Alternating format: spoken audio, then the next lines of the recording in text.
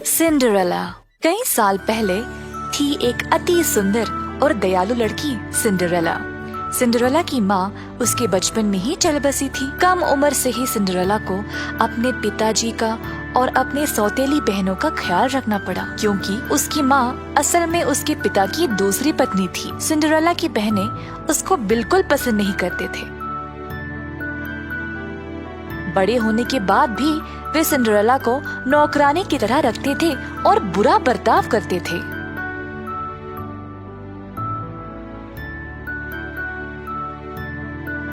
एक दिन सारे राज्य को एक महाजश्न के लिए राजमहल में आमंत्रित दिया गया।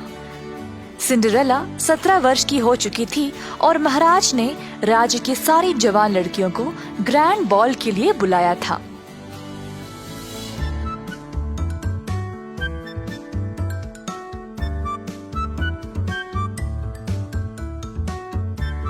परंतु सिंड्रेला की सौतेली माँ ने उसको जाने नहीं दिया और उल्टा उसके हाथ खुद को और अपने बेटियों को जश्न के लिए तैयार करवाया। दिन भर उससे काम करवाया।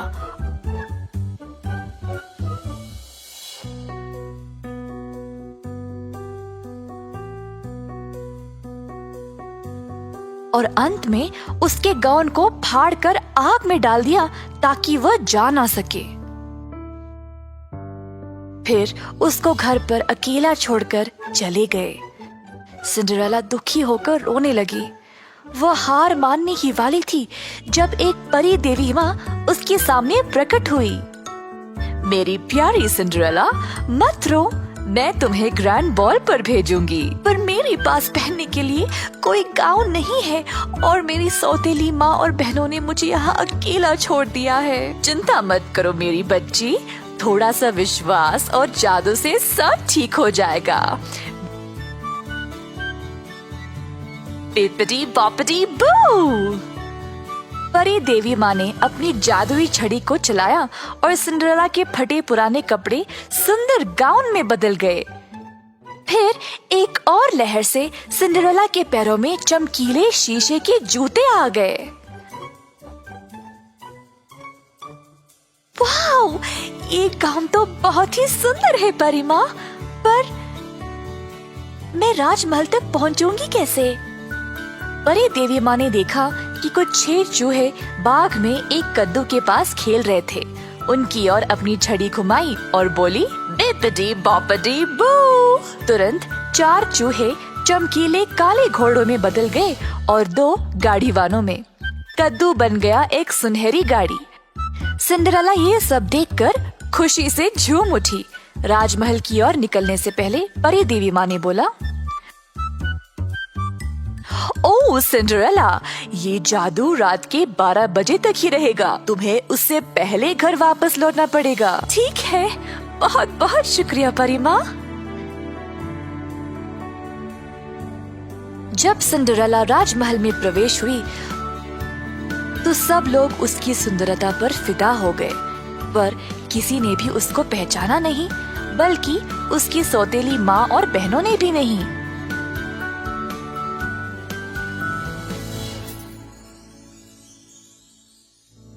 सुंदर राजकुमार को सिंड्रेला को देखते ही उससे प्यार हो गया।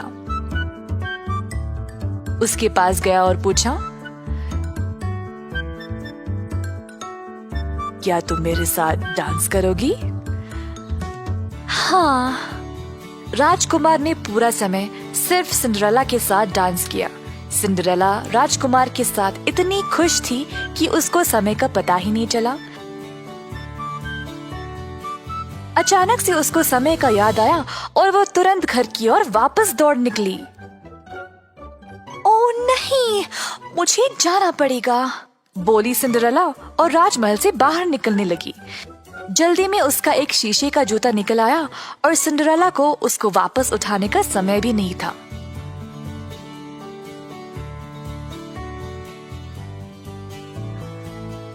बारह बजते ही वह घर पहुंच गई।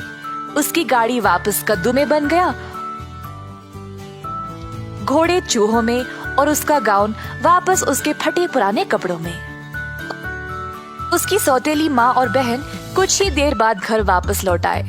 तीनों उस सुंदर लड़की के बारे में बातें कर रहे थे जो राजकुमार के साथ डांस कर रही थी। राजकुमार को सिंड्रेला से प्यार हो चुका था, पर वो उसका नाम तक नहीं जानता था।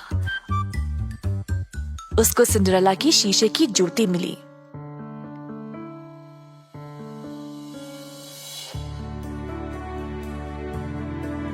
मैं उसको ढूंढ के रहूंगा। जिस लड़की का भी पैर इस जूते में आएगा वही मेरी रानी बनेगी। अगले दिन से राजकुमार और उसके सेवक निकले उस लड़की की तलाश में। घर घर गए हर लड़की को उस जूती पहनाने के लिए, पर किसी का भी पैर उसमें आया ही नहीं।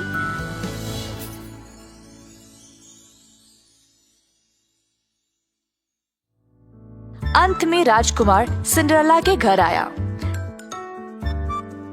सौतेली बहनों ने अपने पैर जोर जबरदस्ती उस जूती में डालने की कोशिश की, पर हो ही नहीं पाया।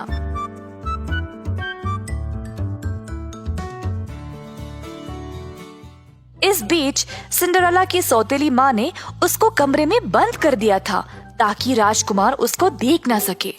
सिंड्रेला तड़प के रोने लगी, ये ना जानते हुए कि वह क्या करे। अपने आप को बेहतर महसूस कराने के लिए सिंड्रेला गाना गाने लगी। इसी दौरान अब राजकुमार ने हार मान ही ली जब अचानक से उसको सिंड्रेला की सुरीली आवाज सुनाई दी। राजकुमार ने सौतेली माँ से पूछा कि क्या घर में कोई और बालिका थी। सौतेली माँ ने बहुत कोशिश की राजकुमार को वहाँ से भेजने के लिए, पर राजकुमार ने अपने सैनिकों को आदेश दिया घर की तलाशी करने के लिए। आखिरकार सिंड्रेला को ढूंढ लाया गया और फिर जब उसने जूती को पहना तो उसको अच्छे से आ गया। राजकुमार ने अपने प्यार को पहचान लिया था।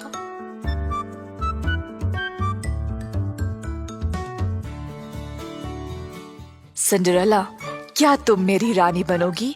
तुम दयालु और धैर्यवान हो। जी हाँ मेरे राजकुमार। तो अंत में सिंड्रेला और राजकुमार की शादी हो गई और दोनों ने खुशी से अपनी जिंदगी का शुरुआत किया। सिंड्रेला ने अपने बहनों को भी माफ कर दिया। वह एक बहुत ही दयालु महारानी थी और सारी प्रजा उससे बहुत प्यार करती थी।